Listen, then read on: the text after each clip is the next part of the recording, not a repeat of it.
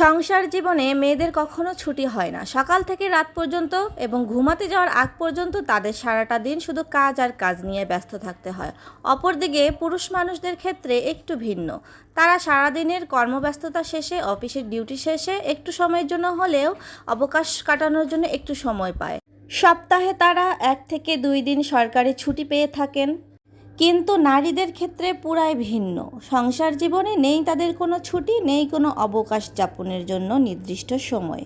রাতে ঘুমাতে যাওয়ার আগেও তাকে এই কথা চিন্তা করে ঘুমাতে হয় যে সকালবেলা উঠে তাকে কার কার জন্য কি কি রান্না করতে হবে। হ্যালো এভরিওয়ান, আসসালামু আলাইকুম। সবাই কেমন আছেন? আশা করছি সবাই ভালো আছেন। আলহামদুলিল্লাহ, আমরাও অনেক বেশি ভালো আছি। গ্রামের বাড়ি থেকে ফিরে এসে দেখি ফ্রিজ একদম ফাঁকা, ফ্রিজে তেমন কিছুই নেই। তাই বরকে দিয়ে কিছু বাজার করিয়ে নিয়ে আসলাম। এই তো বর বাজার থেকে ফিরে এসেছে, সে অনেক মাছ কিনে নিয়ে এসেছে, তাই মাছগুলো এখন পরিষ্কার করছি। কথায় আছে মাছে ভাতে বাঙালি। মাছ পছন্দ করে না এমন মানুষ খুব কমই খুঁজে পাওয়া যাবে। এখন আমি যে মাছগুলো পরিষ্কার করছি এগুলোকে আমরা বাটা মাছ বলে থাকি। এই মাছগুলো ভাজি করে খেতে খুবই ভালো লাগে।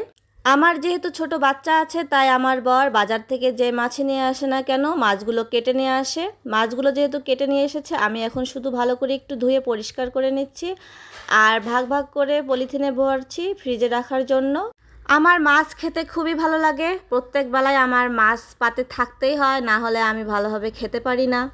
আমার বর যখন বাজারে যাচ্ছিল তাকে বললাম অনেক দিন থেকে শিং মাছ কেনা হয় না, কিন্তু আমার শিং মাছ খেতে খুবই ইচ্ছা করছে। তারপর দেখেন তার কাণ্ড, বাজার থেকে কত বড় বড় শিং মাছ নিয়ে এসেছে। আর শিং মাছের পেট ভর্তি এত বড় বড় ডিম দেখলে কার মন খারাপ থাকে বলেন দেখি?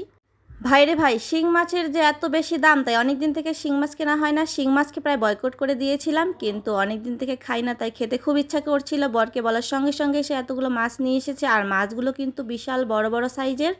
আমাদের মতো মধ্যবিত্ত পরিবারদের জন্য এখন মাছ কিনে খাওয়া যেন বিলাসিতার মতো। মাছের যে প্রচুর পরিমাণে দাম, এত দাম দিয়ে মাছ কিনে খাওয়ার সামর্থ্য অনেকেরই এখন নেই। আমার বর কিন্তু মাছগুলো বাজার থেকে কেটে নিয়ে এসেছে। যেহেতু আমার ছোট বাবু আছে, তাই আমি মাছ কাটার অত বেশি সময় পাই না। তাই সে ছোট কিংবা বড় যে ধরনের মাছ নিয়ে আসুক না কেন বাজার থেকে কেটে নিয়ে আসার চেষ্টা করে। মাছগুলো ভালোভাবে পরিষ্কার করে নিয়েছি। আমরা কিন্তু শিং মাছের ছাল ছিলে খাই। অনেকে আছে ঘষে ঘষে পরিষ্কার করে, কিন্তু আমাদের এলাকায় আমি সবাইকেই দেখি মাছের ছাল ছিলে খায়, না হলে খেতে একদমই ভালো লাগে না।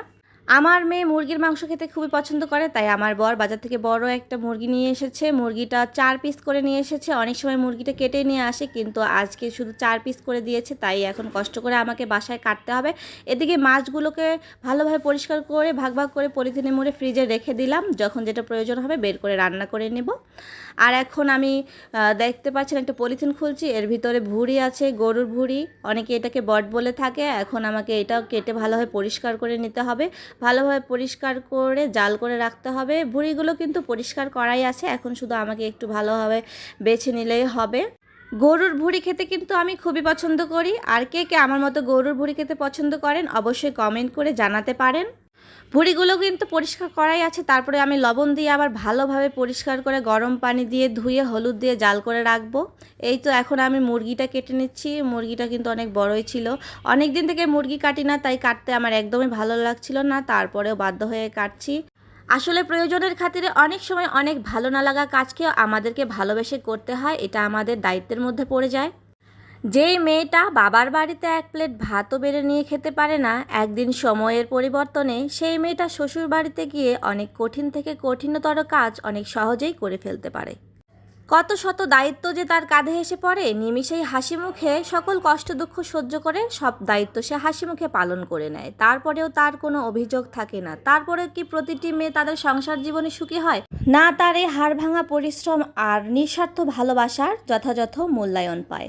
অনেক গল্প করে ফেললাম আপনাদের সাথে। এই যে দেখুন, এখন আমি গরুর ভুঁড়িগুলোকে কত সুন্দর করে কেটে নিয়েছি। এরপর আমি এগুলোকে ফ্রিজে সংরক্ষণ করব পরবর্তীতে রান্না করে খাওয়ার জন্য।